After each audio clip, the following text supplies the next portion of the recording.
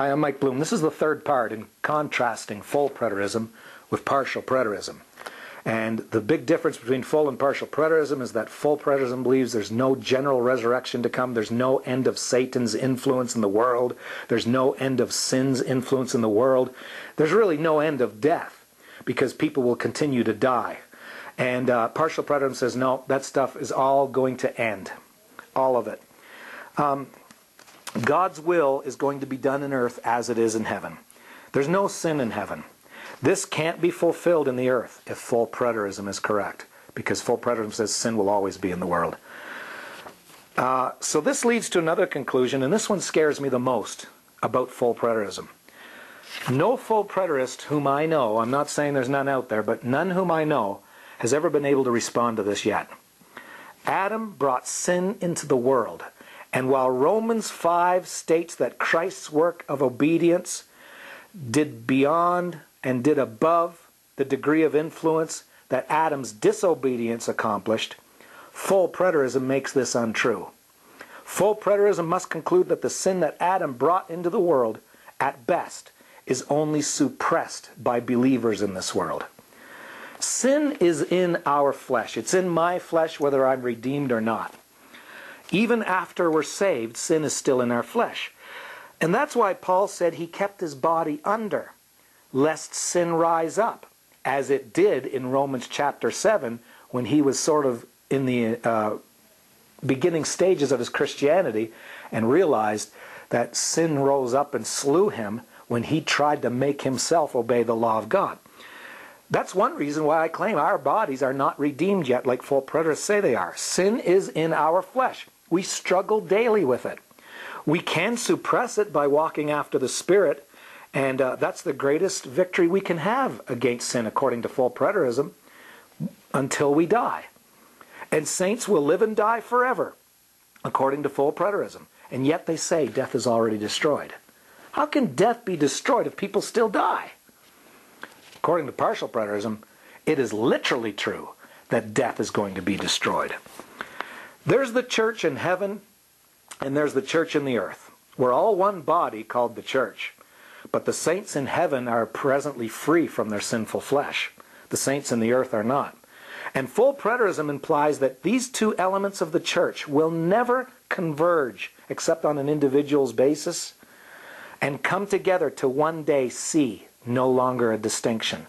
Partial preterism and every other prophetic belief other than full preterism teaches one day that this life in the flesh that houses sin, will cease for everyone. That doesn't mean everyone's going to be saved. There will be people lost and gone to the lake of fire. But I'm talking about as far as an earth is concerned and people here. Our actual bodies will change, and this is what 1 Corinthians 15 says, from mortal bodies to immortal bodies. From physical mortal bodies to physical immortal bodies. And let me pause and say, one full preterist kind of mocked my belief, and that's fine. You know, let me do another pause first and say, we don't have to agree on these issues to be saved. Some people get so hot and uptight that not everybody believes everything they believe, and until everybody believes everything they believe, they're not going to rest until they convert the whole world. Well, I'm going to be the first one to say you do not have to agree with me on all these things in order for me to see you in heaven one day. But anyway, he said to me that, oh, Jesus' body, that wasn't a physical body. How did he disappear? How did he appear? How did it go up in the sky? Well, how did it have nail holes in it that caused that body to die before? I mean, my belief accepts a physical body with nail holes and a spear wound that can still live because the mortal has changed to immortal. 1 Corinthians 15 says there's a change going to come. An alteration, a change. One thing is altered to something else. The mortality puts on immortality, not like I put a coat on, but it puts its nature on. And so the nature of mortality is changed to immortality. And if Jesus could have holes in his hands and side and so forth and walk when that killed him before, well, who's to say what else he can do? Sure, he's spiritual. Angels are physical. You can touch an angel. It's in the Bible. But yet they disappear. Do we say they're not physical, or is it just an illusion? You don't touch the illusions. You touch actual solidity. And so, at that point, when the resurrection occurs, when our bodies, just like Jesus Christ's body in the tomb, changes from mortal to immortal, sin will no longer exist in our bodies. The saints in heaven will also receive immortal bodies, which they presently do not have. And I prove that in 2 Corinthians chapter 5. They will not be left as naked souls and spirits without bodies. Man is a spirit, soul, and body. God made man a spirit, soul, and body. 1 Thessalonians 5:23. 1/3 of us isn't going to be discarded. Man is all three. And so, the church in heaven and the church in earth both experience the reception of an immortal, incorruptible, physical body, called a spiritual body. Satan will be put out of the way once and for all. Adam's sin will not even exist anymore, not in our flesh, not in any sinner's flesh, because sinners will be removed once and for all, and the saints shall truly inherit the earth. Partial preterism says that Adam's sin will be removed totally, and not merely suppressed forever in the earth, which agrees with Romans 5 assertion that Christ's work of obedience went above and beyond the influence of Adam's disobedience. Matthew 5:5. Blessed are the meek, for they shall inherit the earth. Matthew 6:10. Thy kingdom come, thy will be done in earth as it is in heaven. Think of sin.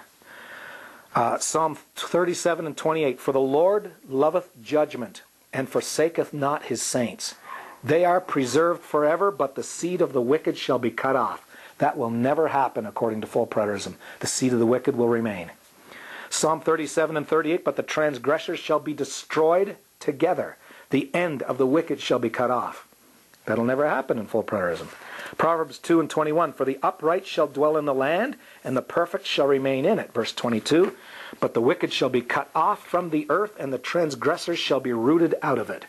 That will never happen if full preterism is true. Truthfully, the cross accomplished the finished work. Time only stands between the cross and the bringing down of all enemies, which is corroborated by the fact that 1 Corinthians 15 says he's going to rule until his enemies are made his footstool. And death is the last enemy that will be brought down. Death has been dealt a fatal blow at the cross, and it now staggers in the flesh of believers due to the cross, in saints who know how to yield to his spirit and not fulfill the lusts of the flesh. But Christ sits and waits on his throne for all enemies to be put under his feet practically, not just principally. Positionally, it's already so. He is seated. We are seated with him. We're above all powers in this world and the world to come. But practically, this will also occur when enemies in the world are brought to nothing. Then he ceases to rule. And God is all in all, and so forth. But his work on the cross dealt the blow already. Hebrews 9 in chapter 10 contrasts ministers who stand forever, doing a work that is never fulfilled. In contrast, Christ sits. The work is done. And since he sits expecting his enemies to be made his footstool, he knows the work of the cross dealt the blow that will see all enemies finally under his feet, practically. It's as though he dealt every enemy a blow at the cross and went to sit on his throne and simply expect by waiting for that single blow to bring them down. What a blow. 2,000 years ago, the cross dealt this fatal blow, and it's still going to bring them all down at one point. It still ripples through time. And Christ still knows it will eventually bring down every enemy, and therefore it affects every enemy to this day. And it took place 2,000 years ago. What an awesome God we serve. Praise God. And so, in the next part 4, let me show you how the cross of full preterism is not fatal to the enemy.